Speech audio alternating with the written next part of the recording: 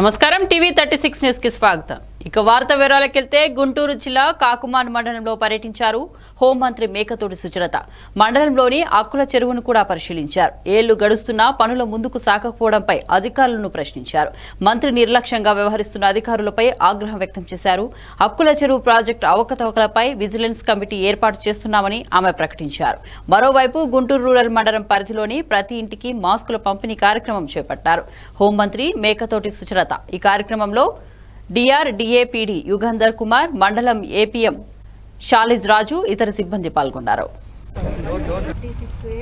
చెరువు నిండాలంటే ఎన్ని రోజులు పడుతుంది చెప్పండి. ప్రాజెక్టు ఇచ్చినప్పుడు నాకు ఇది ఎస్ఎస్ ట్యాంక్స్ బండ్స్ మొత్తం ఆ పనులు పూర్తి స్థాయిలో జరగకపోవడం, అదేవిధంగా నింపడానికి గ్రావిటీలో రావాల్సినటువంటి పైప్ లైన్ నిర్మాణం కానివ్వండి, ఏది కూడా సక్రమంగా జరిగినటువంటి దాఖలాలు కనిపించడం లేదు. దీని మీద పూర్తి స్థాయిలో విచారణ చేపట్టడానికి విజిలెన్స్ కమిటీని ఏర్పాటు చేయడం జరుగుతుంది.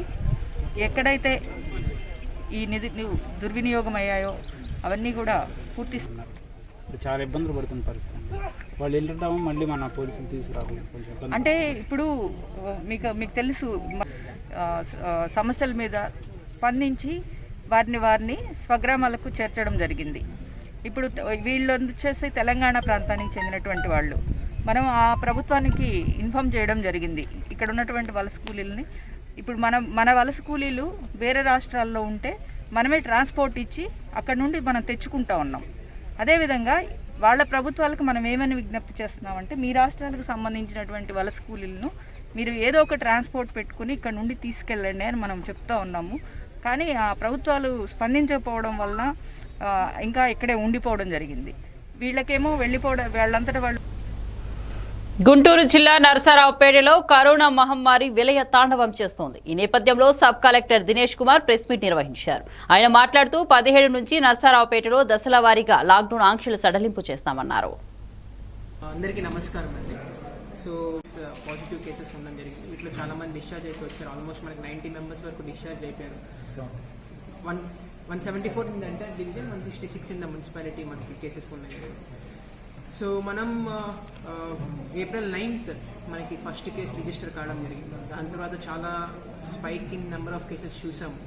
సో దానితో మిషన్ మే 15th అనే ఒక గోల్తో మే 15 నాటికల్లా కూడా 0 నెంబర్ ఆఫ్ కేసెస్ రిజిస్టర్ అవ్వాలని చెప్పి ఒక టార్గెట్ పెట్టుకొని అధికారులందరూ కూడా పనిచేయడం జరిగింది.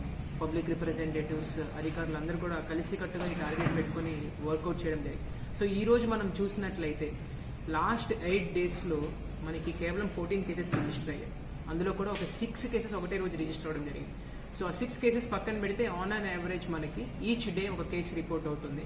సో మనం పెట్టుకున్న target, though it's a very very tough target, because May 1st we have taken this decision 15 రోజుల్లో 0 కేసెస్ రిజిస్టర్ అవ్వాలని చెప్పి. So we are very happy with the success which we got. So అధికారులందరూ కూడా చాలా కష్టపడ్డారు. ఆర్డీఓ గారు, తహసీల్దార్ గారు, కమిషనర్ గారు, మెడికల్ డిపార్ట్మెంట్ డిప్యూటీ ఎంహెచ్ఓ గారు, from the public representative MLA గారి దగ్గర నుంచి కూడా we got constant feedback, constructive feedback వచ్చి కూడా ఒక టీమ్ లాగా వర్క్ చేయడం జరిగింది. సో ఇప్పుడు నేను ప్రజలందరికీ చెప్పదలుచుకుంది ఏంటంటే, మనకి ఇంకో నెక్స్ట్ 2 డేస్లో ఆల్మోస్ట్ మనకి ఒక 40 to 50 మెంబర్స్ డిశ్చార్జ్ అవ్వడానికి రెడీగా ఉన్నారు. సో బై ద 17th మనం లాక్డౌన్ లిఫ్ట్ చేసే టైంకి నర్సరావుపేటలో సుమారుగా 30 నుంచి 35 వరకు ఒక యాక్టివ్ కేసెస్ ఉండే ఒక సిచ్యువేషన్ మనం చూడబోతున్నాం. సో 17th తర్వాత ఒక ట్రాన్సిషన్లో ఉంటాం మనం. అండ్ ఈ లాక్డౌన్లో కూడా ఫేజ్డ్ మేనర్లో లాక్డౌన్ కూడా లిఫ్ట్ చేయడం జరుగుతుంది. ఇప్పుడు మనం కంప్లీట్ లాక్డౌన్ చూసాం. సో గుంటూరు మున్సిపల్ కమిషనర్ చెల్ల అనురాధకి 100 పీపీ కిట్లను అందజేశారు తెలుగుదేశం పార్టీ గుంటూరు పశ్చిమ నియోజకవర్గ ఇన్ఛార్జ్ కోవెలమూడి రవీంద్ర. ఈ కార్యక్రమంలో ఎమ్మెల్సీ రామకృష్ణ, మండవ సుబ్బారావు, పిల్లి మాణిక్యాలరావు, కనపర్తి శ్రీనివాసరావు, కసుకుర్తి హనుమంతరావు, బుత్తిరేని రాజేష్, మాదాల రాజేంద్ర తదితరులు పాల్గొన్నారు.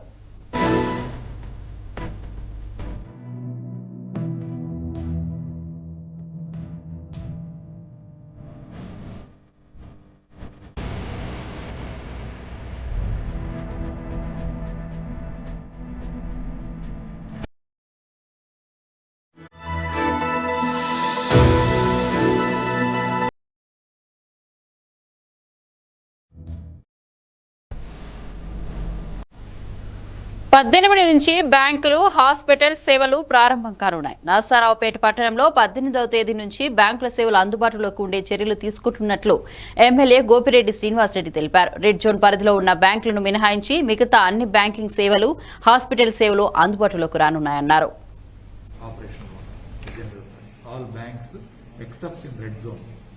ఎందుకంటే ప్రజలు ఇప్పటికే చాలా ఇబ్బంది పడుతున్నారు. ఆ బ్యాంకులు, హాస్పిటల్స్ ఈ రెండు కూడా రన్ చేయబడుతుంటాయి కంపల్సరీగా. దాన్ని వాటిని కూడా సద్వినియోగం చేసుకోవాల్సిందిగా ప్రజలకు విజ్ఞప్తి చేస్తాం. 18వ తారీఖు నుంచి రెడ్ జోన్స్ లో కాకుండా మిగిలిన చోట్ల ఉన్న అన్ని బ్యాంక్స్ కూడా ఆపరేషన్లో ఉంటాయి. 18వ తారీఖు all banks except in red zone. ఎందుకంటే ప్రజలు ఇప్పటికే చాలా ఇబ్బంది పడుతున్నారు. ఆ బ్యాంకులు, హాస్పిటల్స్. గుంటూరు నగరంలో ప్రభుత్వ భూముల అమ్మకాన్ని నిరసిస్తూ మున్సిపల్ కార్యాలయం వద్ద గుంటూరు పశ్చిమ నియోజకవర్గ టీడీపీ ఇన్ఛార్జ్ కోవెలమూడి రవీంద్ర ఆధ్వర్యంలో నిరసన వ్యక్తం చేశారు. మున్సిపాలిటీ కమిషనర్ చెల్ల అనురాధకి వినతిపత్రం అందజేశారు. ఈ కార్యక్రమంలో కోవెలమూడి రవీంద్ర, ఎంఎల్సీ రామకృష్ణ, మధ్యరాల మ్యాని, మన్నవ శుభారావు, పిల్లి మాణిక్యాలరావు, కనపర్తి శ్రీనివాసరావు, కసుకుర్తి హనుమంతరావు, ముత్తినేని రాజేష్, మాదాల రాజేంద్ర తదితరులు పాల్గొన్నారు. జగన్మోహన్ రెడ్డి ఖండించండి ప్రభుత్వ ప్రజా వ్యతిరేక నిర్ణయాలు.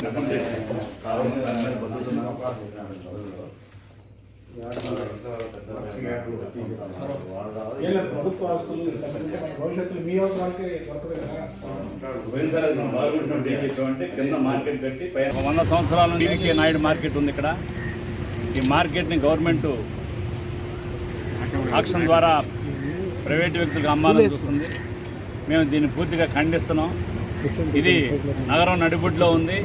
దీనికి రోజు ఈ గుంటూరులో నగరంలో ఉన్న ప్రజలందరూ ఈ మార్కెట్కి వచ్చి వాళ్ళ నిత్యావసర సరుకులు ఇక్కడ కొనుక్కొని వెళ్తూ ఉంటారు కొన్ని 100 సంవత్సరాల నుంచి. దీన్ని ప్రభుత్వం ఏదో బాగా రేటు ఉందని చెప్పి ఎన్నో కోట్లకు అమ్మాలని చెప్పి దీన్ని ప్రయత్నం చేస్తుంది. దీన్ని ఇమ్మీడియట్గా దాన్ని రద్దు చేసుకునే యాక్షన్ని. వలస కూలీలపై మరోసారి లాఠీలు జుల్పించారు గుంటూరు జిల్లా పోలీసులు. రహదారిపై నడుచుకుంటూ వెళ్తున్న కూలీలను అటుగా వెళ్తున్న రాష్ట్ర ప్రభుత్వ ప్రధాన కార్యదర్శి నీలం సాహ్ని గమనించి వివరాలు తెలుసుకున్నారు. అనంతరం వారిని పునరావాస కేంద్రాలకు తరలించి అక్కడి నుంచి స్వస్థలాలకు పంపించాలని అధికారులను ఆదేశించారు. దీంతో రహదారిపై వెళ్తున్న ఉత్తరప్రదేశ్, ఒడిశా, మధ్యప్రదేశ్, జార్ఖండ్, ఏపీలోని శ్రీకాకుళం, విజయనగరం జిల్లాలకు చెందిన 1000 మంది వలస కూలీలను తాడేపల్లిలోని విజయవాడ క్లబ్ కు తరలించారు. వీరిలో కొంతమంది కాలినడకన వెళ్లేవారు, మరికొందరు సైకిల్పై వెళ్లేవారు అన్నారు. పునరావాస కేంద్రంలో అల్పాహారం పంపిణీ చేస్తున్న క్రమంలో సైకిల్పై వచ్చిన కూలీలు కొందరు తిరుగు ప్రయాణమయ్యారు. సుమారు 150 మంది కూలీలు విజయవాడ కనకదుర్గమ్మ వారధి మధ్యకు చేరుకోగానే పోలీసులు గుర్తించి అడ్డుకున్నారు. ఈ క్రమంలో పోలీసులు లాఠీచార్జ్ చేయడంతో కూలీలు భయంతో పరుగులు తీశారు. అనంతరం వారందరినీ విజయవాడ క్లబ్ కు తీసుకొచ్చి వివరాలు నమోదు చేసుకున్నారు.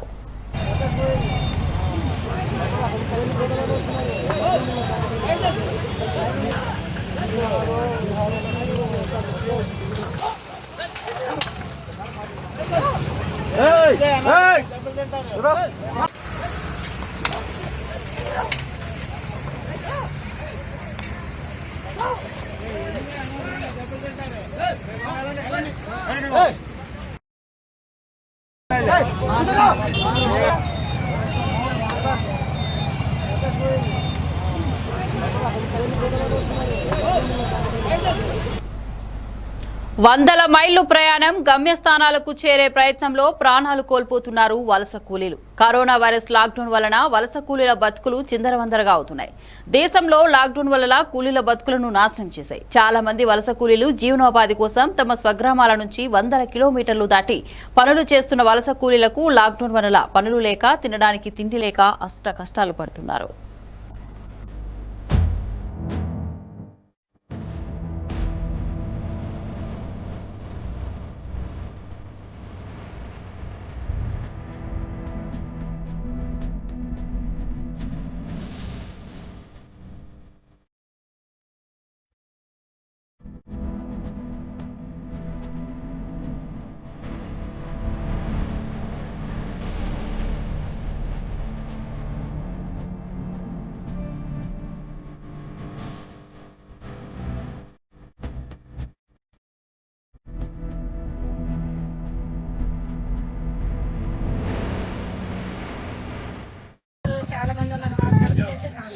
అమ్మ మీకు శ్రామిక ట్రైన్లు పెట్టారన్న కదా ప్రభుత్వం, శ్రామిక ట్రైన్ రాలేదా?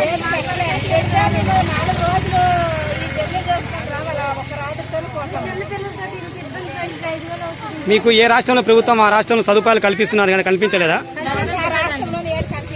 మీకు కర్ణాటక రాష్ట్రంలో కనీసం వాళ్ళు రేషన్ బియ్యం అయినా డబ్బులు లేవు కాబట్టి ఇక్కడ మా అమ్మ వాళ్ళు ఉండి అక్కడ చేసి తింటామండి.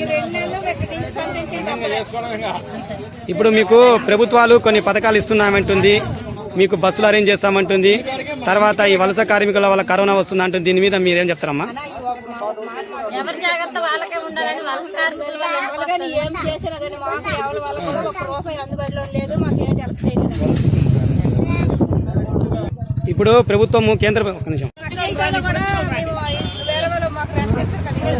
వాళ్ళేమో ఒక 10 కేజీలు 20 కేజీలు మేము అంటే వాళ్ళ వరకే కానీ అక్కడ గవర్నమెంట్ వాళ్ళు మాకు ఏం రాలేదు. ఓకే, ఇది బాగానే ఉంది. ఇప్పుడు కరోనా నడుస్తుంది, అందరికి తెలుసు. ఎక్కడన్నా ఏ ఊర్లోనా మంచిలు తాగినా లేదా మాలాంటి వాళ్ళు ఎవరైనా ఇచ్చినా అనేది ఒక భయం అనేది ఉంది కదా. మాకు ఎవరి వల్ల ఏ అపకారం జరగకంటే మేము వెహికల్స్ వచ్చాం. వాళ్ళు బస్సులలో లారీలలో కొంతమంది పోతారు. విజయవాడ పశ్చిమ నియోజకవర్గం పరిధిలో ఎటువంటి ప్రభుత్వ ఫలాలు, ప్రభుత్వ సహాయ సహకారాలు అందడం లేదని ప్రజలు ఆగ్రహం వ్యక్తం చేస్తున్నారు. రెక్కాడితే గాని డొక్కాడిని బీదలు 2 సంవత్సరాల నుండి తిరుగుతున్న వారి వద్ద రేషన్ కార్డులు ఉండవు, వారికి పెన్షన్ రాదు. లాక్డౌన్ వేళ తినడానికి తిండి లేక వారిని ఆదుకునే నాదుడే కరువై కట్టలు తెచ్చుకున్నారు. ఏమి ఒక్కరు కూడా వచ్చి ఎలా ఉన్నారు ఏంటి అని పలకరించేదే లేదు. రేషన్ కూడా సరిగా అది అసలు ఆ బియ్యం తినేదానికేనా, అసలు ఇచ్చేదానికేనా? పిల్లకేమో హార్ట్లో హోల్స్ ఉన్నాయి, పిల్లకి హెల్త్ బాగోదు, పాప చంటి పాప ఎలా తినాలి? ఒక రోజు తింటాం, ఒక రోజు తినము. ఎలా బతకాలని ఒక్కరు కూడా వచ్చి అడగలేదండి. ఈ డివిజన్లో మాత్రం 4గురికే 9 నెలలు అయింది, ఇంతవరకు ఒక్కరు కూడా ఏమి సాయం చేయలేదు. సాయం ఒక్కరు కూడా రాలేదు. అటుపక్క చూస్తున్నారు కానీ ఇటుపక్క డివిజన్ లో రాలేదు. మా ఆయన చనిపోయి 2 సంవత్సరాలు అవుతుందండి. నాకు ఇంతవరకు పింఛన్ రాలేదు, రేషన్ కార్డు కూడా లేదండి. ఇట్లా కరెంటు బిల్లు మా అమ్మ మీద నేను బతుకుతున్నానండి ఆధారపడి. నాకు ఏ ఆధారం లేదండి. ఇంతవరకు నాకు ఏది చేయలేదండి. ఎందుకంటే నా 2 పిల్లలు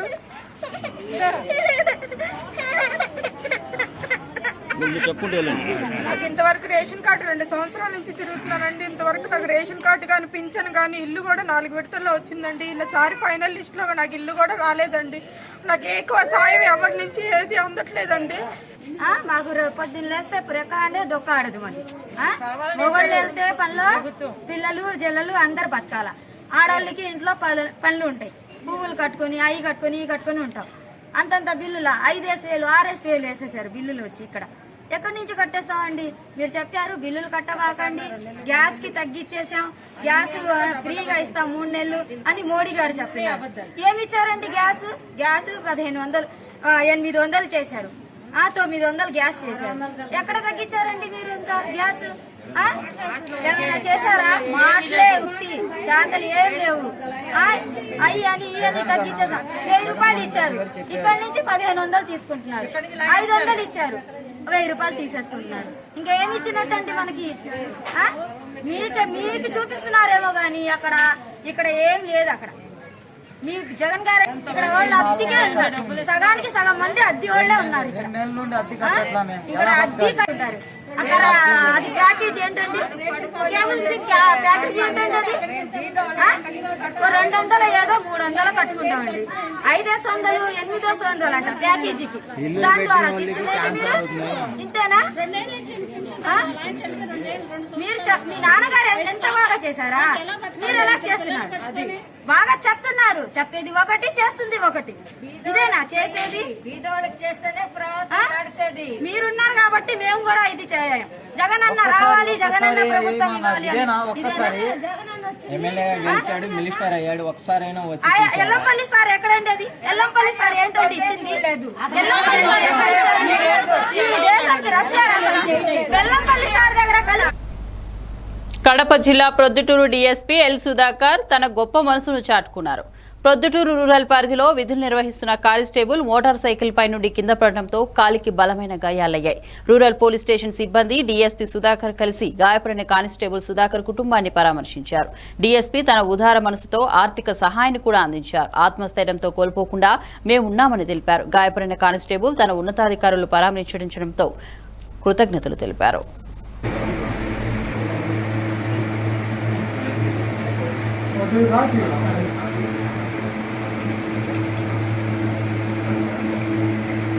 మా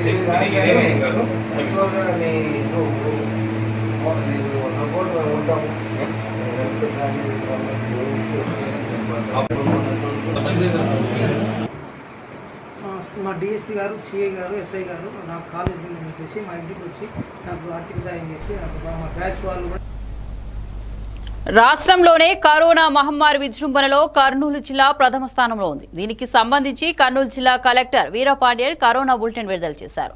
దీన్ని లాక్డౌన్ 4.0 ప్రెస్ మీట్ ద్వారా తెలియజేశారు. కొత్తగా గత 24 గంటల్లో 9 పాజిటివ్ కేసెస్ నమోదైంది.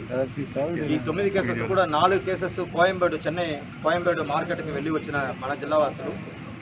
సో మొత్తం మన జిల్లాకి ఇప్పటిదాకా 608 మంది పాజిటివ్ కేసెస్గా గుర్తించడం జరిగింది. ఈ 608 మందిలో నిన్న ఒక్కరోజే 50 మందిని డిశ్చార్జ్ చేయడం జరిగింది. దానివల్ల ఇప్పటిదాకా 390 మంది డిశ్చార్జ్ చేయడం జరిగింది. ఇప్పటికీ మనకు యాక్టివ్ కేసెస్ అనేది హాస్పిటల్ కానీ కోవిడ్ కేర్ సెంటర్లో కానీ హోమ్ ఐసోలేషన్ కలిపి మొత్తం 199 మంది, అంటే దాదాపు 200 మంది ఉన్నారు. దాదాపు 2/3 ఆర్ డిశ్చార్జ్డ్. 3లో 2 మనుషులు డిశ్చార్జ్ చేయడం జరిగింది. డిశ్చార్జ్ అయ్యే వాళ్ళు కూడా మీరు చూస్తే చిన్నపిల్లలు కానీ పెద్దవాళ్ళు కానీ చాలామంది డిశ్చార్జ్ అవుతున్నారు. మనకు మరణించడం కూడా చాలా ఎక్కువ జరిగింది. 19 మంది దాకా మరణించే కేసెస్ నమోదైనప్పటికీ అధికారుల వల్ల వాళ్ళు చేసిన కృషి వల్ల ప్రజలు సహకారంతో ప్రజాప్రతినిధుల సహకారంతో ఈరోజు బాగా ఈ సమస్యని హ్యాండిల్ చేయగలిగాము. ఇప్పుడు లాక్డౌన్ పరిస్థితి అనేది 3rd ఫేజ్ దాకా జరగడం వల్ల మన కేసెస్ నమోదు అనేది చాలా తక్కువ ఉంది. కానీ మనకు 4th ఫేజ్ లాక్డౌన్ అనేది కొత్తగా గైడ్లైన్స్ వచ్చింది. ఈరోజు ప్రెస్ మీట్లో కూడా నేను అనౌన్స్ చేస్తాను. దాని ప్రకారం చూస్తే లాస్ట్ 28 డేస్లో ఒక్క కేసు కూడా యాక్టివ్ కేసెస్ నమోదు. దాంట్లో ఒక భాగంగా మన డోన్ మున్సిపాలిటీ కూడా ప్రభుత్వ ఆదేశాల మేరకు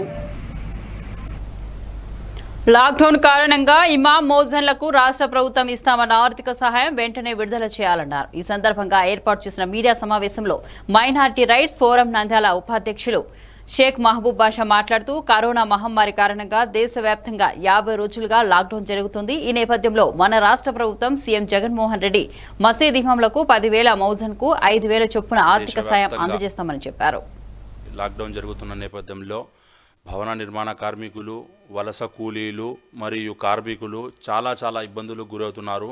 రోజువారీ కూలీలు తెచ్చుకొని జీవనం గడిపే వాళ్ళు చాలా వాళ్ళు జీవితాలు చిన్న భిన్నంగా మారినాయి. వాళ్ళ జీవితాల్లో ఆర్థికంగా లేక వాళ్ళు చాలా ఇబ్బందులు పడుతున్నారు. అటువంటి వాళ్లకు ప్రభుత్వం తక్షణం సహాయం అందజేయాలి. అదేవిధంగా అందులో భాగంగానే ఇమాం మౌజన్లు, ధార్మిక పండితులు ఎవరైతే ఉన్నారో వాళ్లకు 5,000 మౌజన్కు 10,000 ఇమాంకు ఇస్తామని ఈ యొక్క మన రాష్ట్ర ప్రభుత్వం సీఎం జగన్మోహన్ రెడ్డి గారు వాగ్దానం చేయడం జరిగింది. అందులో వాళ్ళు చేసిన వాగ్దానాన్ని నిలబెట్టుకొని రంజాన్ ఉంది కాబట్టి ఖర్చులు చాలా ఎక్కువ కాబట్టి అందుకోసము వాళ్లకు త్వరగా ఆ యొక్క నిధులు విడుదల చేయాలని మైనారిటీ రైట్స్ ఫోరంగా రాష్ట్ర ప్రభుత్వాన్ని డిమాండ్ చేస్తున్నాము. దేశవ్యాప్తంగా గత 50 రోజుల నుంచి లాక్డౌన్ జరుగుతున్న నేపథ్యంలో భవన నిర్మాణ కార్మికులు, వలస కూలీలు మరియు కార్మికులు చాలా ఇబ్బందులు గురవుతున్నారు. రోజువారీ కూలీలు తెచ్చుకొని డోన్లో పూర్తి సడలింపులు ఇస్తామన్నారు జిల్లా కలెక్టర్. 28 రోజుల పాటు ఒక్క పాజిటివ్ కేసు కూడా నమోదు కాకపోతే ఆ ప్రాంతాన్ని మామూలు ప్రాంతంగా పరిగణిస్తామని కలెక్టర్ తెలిపారు. కొన్ని నిబంధనలు తప్పనిసరిగా ఉంటాయని, టెక్స్టైల్స్, షాపింగ్ మాల్స్ లో దుకాణాలు తెరవడానికి వీల్లేదన్నారు. వరుసగా ఉన్న దుకాణాల్లో 3 మాత్రమే తెరవడానికి వీలు ఉంటుందని, కానీ రోజు విడిచి రోజు తెరవడానికి వీలు ఉంటుందన్నారు.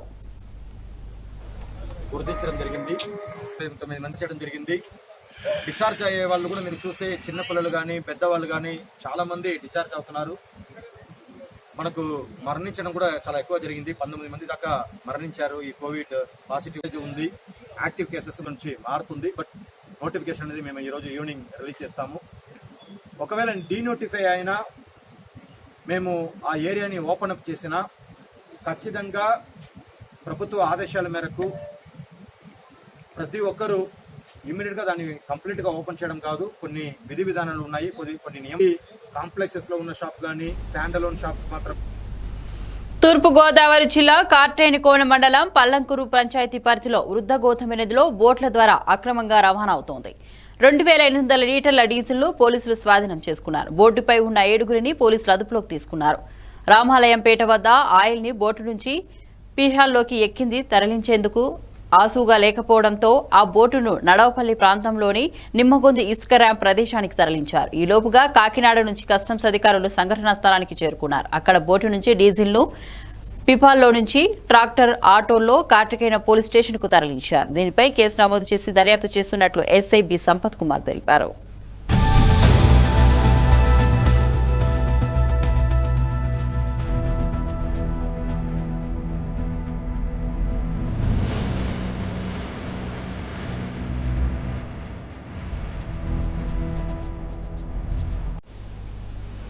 నరసాపురం పట్టణంలో రెడ్ జోన్ నిబంధనలు సడలించి ఆరెంజ్ జోన్ గా అమలు చేస్తున్నారు sub collector Shri K S Viswanathan.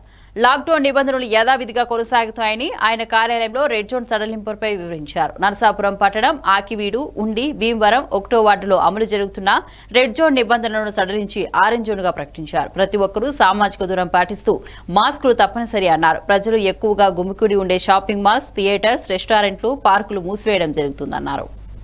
Restaurants will not be allowed. ఎక్కడైనా కూర్చొని తిని ఎక్కువ మంది ఒకే చోటలో ఎక్కువ టైంకి ఉన్న places will not be allowed. So restaurants will not be allowed, parks will not be allowed. ఈ parks, malls, any other such activity will not be allowed. ఇప్పుడు ఒక single shop, single product shop, single brand shop, single type of shop అంటే it will be allowed. అది కూడా with restrictions, that is social distancing and mask. Hotels, banks మధ్య షాపులు ఇచ్చేసిన ప్రాంతాల్లో ఆకువీడు, ఉండి, భీమవరం, 1వ వార్డు, నరసాపురం 4 ప్రాంతాల్లో రెడ్ జోన్ ఎత్తేసాం. ప్రజెంట్ ఈ 4 ప్లేసెస్ లో ఆరెంజ్ జోన్ కంటిన్యూ అవుతుంది. ఇప్పుడు ఏం అవుతుందంటే మన ఫుల్ జిల్లావే ఆరెంజ్ జోన్. సో వీళ్ళు కూడా ఆటోమేటిక్గా ఆరెంజ్ జోన్ అవుతారు కదా. So they have become a part of the other places in the district. ఇప్పుడు మన నర్సాపూర్ రూరల్ కూడా ఆరెంజ్ జోనే. అందుకే అక్కడ రెస్టారెంట్స్ ఎవరైనా ఓపెన్ చేస్తారంటే we will not allow. Cinema theatre రూరల్లో ఉంటే కూడా వీ విల్ నాట్ అలౌ. అక్కడ ఏం కేసెస్ లేవు. సో ఇది మామూలుగా ఆరెంజ్ జోన్గా మారుతుంది. సో ఆరెంజ్ జోన్ అంటే అదే మళ్ళీ నేను చెప్పాలి, ఆరెంజ్ జోన్ అంటే ఫుల్ రిలాక్సేషన్స్ కాదు. సో ఫుల్ రిలాక్సేషన్స్ కాదంటే we can open shops, but we can అదే మూవ్మెంట్ కొంచెం రిలాక్స్ చేయొచ్చు. కానీ ఎవరైనా వైలేట్ చేస్తే ఏమేమి వైలేట్ చేయొచ్చు, ఫస్ట్ సోషల్ డిస్టెన్సింగ్ ఖచ్చితంగా అన్ని షాప్స్లో మెయింటైన్ చేయాలి. మాస్క్స్ ఖచ్చితంగా అందరూ ఖచ్చితంగా they have to wear masks. Another thing is, ఇప్పుడు ఎక్కడైనా క్రౌడ్ ఉంటే we will immediately close. And లోకల్గా వీఆర్. తూర్పుగోదావరి జిల్లా ముమ్మిడివరం మండలం అగ్రహారం గ్రామంలో అక్రమంగా తవ్వుతున్న రొయ్యల చెరువుల తవ్వకాలను 3 గ్రామాలకు చెందిన సుమారు 150 మంది రైతులు, గ్రామస్తులు అడ్డుకుని తవ్వకాలను నిలిపివేయాలని ఆందోళన చేశారు.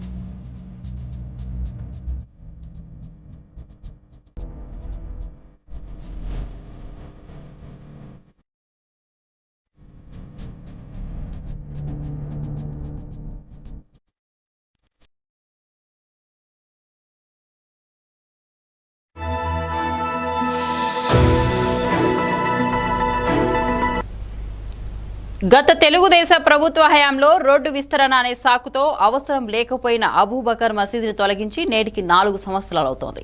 కానీ ఇన్ని సంవత్సరాలుగా పోరాటం చేస్తున్న నేటికి ఆ మసీద్కి న్యాయం జరగలేదు. సీఎం జగన్ గత ప్రభుత్వంలో తొలగించిన పవిత్ర ప్రార్థనాలయం అబూబకర్ మసీద్కు ప్రభుత్వ హయాంలో అయిన స్థలం కేటాయించాలన్నారు. పునర్నిర్మాణం చేపట్టాలన్నారు. ఈ కార్యక్రమంలో అబూబకర్ మసీద్ welfare society secretary Syed Nooruddin, Muslim rights and welfare గౌరవ అధ్యక్షుడు సయ్యద్ ఫకీరుద్దీన్, అమ్జద్ ఖాన్ తదితరులు పాల్గొన్నారు. కూల్చిన అబూబకర్ మస్జిద్కు నేటికి 4 సంవత్సరాలు పూర్తి చేసుకున్న ఈ రోజుకి ఇప్పటికీ ఆ మస్జిద్కి న్యాయం జరగలేదు. జగన్మోహన్ రెడ్డి గారి ప్రభుత్వంలో అయినా ముస్లింలకు ఎంతో పవిత్రంగా భావించే ఈ యొక్క అబూబకర్ మస్జిద్కు న్యాయం జరుగుతుందని ముఖ్యమంత్రి గారు ముస్లింల మన్నలు పొందే విధంగా ఈ అబూబకర్ మస్జిద్ను పునర్నిర్మాణం చేస్తారని భావిస్తున్నాను. సయ్యద్ నూరుద్దీన్, అబూబకర్ మస్జిద్ వెల్ఫేర్ సొసైటీ, రామవరప్పాడు, విజయవాడ. గత తెలుగుదేశ ప్రభుత్వ హయాంలో 16/5/2016 తేదీన అర్ధరాత్రి 2 గంటలకు బలవంతంగా బలగాలతో మోహరించి రోడ్డు విస్తరణ అనే సాకుతో అబూబకర్ మస్జిద్ని నిర్దాక్షిణ్యంగా కూల్చడం జరిగింది. నేటికి 4 సంవత్సరాలైంది. మే 16 అనే ఒక దినం, ఒక దుర్దినం, చీకటి రోజు, యావత్ ముస్లిం సమాజం ఒక చీకటి రోజుగా, ఒక దుర్దినంగా భావించే రోజు. ఇప్పటికీ కూడా అబూబకర్ మస్జిద్కి న్యాయం జరగలేదు. గత ప్రభుత్వ హయాంలో ప్రభుత్వానికి, అధికారులకు, ముఖ్యమంత్రి గారికి కూడా మేము నివేదికలు అందించాం. అయినా కూడా మస్జిద్ని న్యాయం పూర్తిగా చేయలేకపోయారు. జగన్మోహన్ రెడ్డి గారు మీ యొక్క ప్రభుత్వంలో అయినా రామవరప్పాడు ముస్లిం సోదరులకు, విజయవాడ ముస్లిం సోదరులకు అబూబకర్ మస్జిద్ అనేది మీ ప్రభుత్వ హయాంలో పునర్నిర్మాణం జరగాలని చెప్పి మేము ఆశిస్తున్నాం. సోషల్ మీడియా ద్వారా ముఖ్యమంత్రి జగన్మోహన్ రెడ్డి గారిని మేము కోరేది ఒకటే, అబూబకర్ మస్జిద్ మరియు చుట్టుపక్కల కాలువకట్లపై ఉన్న ఇళ్ల వాళ్ళని మీరు, నిర్వాసితులను మీరు ఆ సంవత్సరంలోనే మీరు పరిశీలించడం జరిగింది. నేను కూడా మిమ్మల్ని కలిశాను. మీరు అయితే మాకు ఒక మాట ఇచ్చారు. మీరు మాట ఇస్తే మాట తప్పరని చెప్పి మీకు గుర్తు చేయడం కోసం ఈరోజు మేము సోషల్ మీడియా ముందు మా యొక్క ఈ యొక్క మౌన ప్రదర్శన చేస్తున్నాం. ఇవి ఇప్పుడు అప్డేట్స్. మరిన్ని అప్డేట్స్ కోసం చూస్తూనే ఉండండి టీవీ 36 న్యూస్.